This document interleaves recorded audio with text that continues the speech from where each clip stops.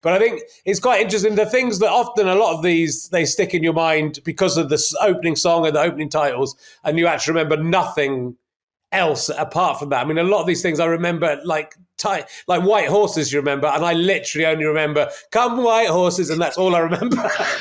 And a slight memory of a horse running along in black and white, and I don't remember anything else about it. But we definitely watched that many, many times. So I think like often it's just the hook of either a fantastic character or just a brilliant song or a brilliant opening titles. I think which shows the, if you spend some time on your opening titles, you will be remembered, I think, is probably the truth. Yes, and I'm struggling now to think of any that got the perfect balance between them. I'd say probably Bagpuss was the only one that really had, the memorable opening that goes on for nearly 2 minutes.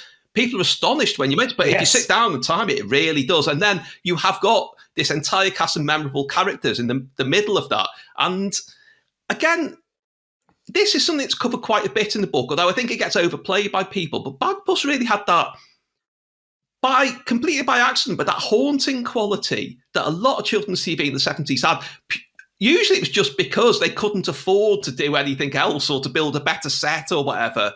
Or, a lot of people working there had come from other disciplines, like children's literature or the theatre or radio. And, they were used to a different kind of storytelling where you did more macabre things. But Bagpuss has, a couple of people pointed out, just before you see Emily, there's a photo of some children in the middle distance who almost look blank-faced, but they're staring straight at you.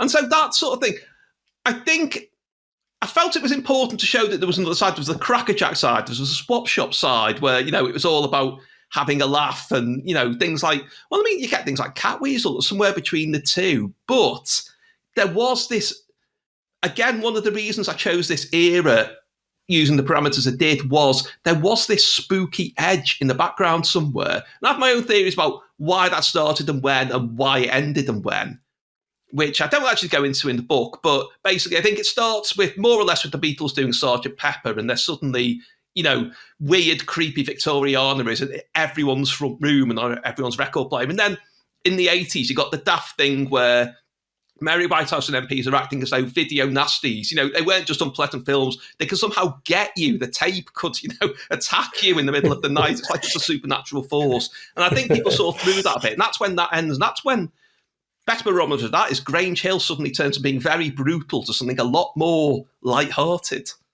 I mean, they still did, heavyweight stuff. But the tone of those early years of Grange Hill, I think, could only have come out of that, willingness to go dark.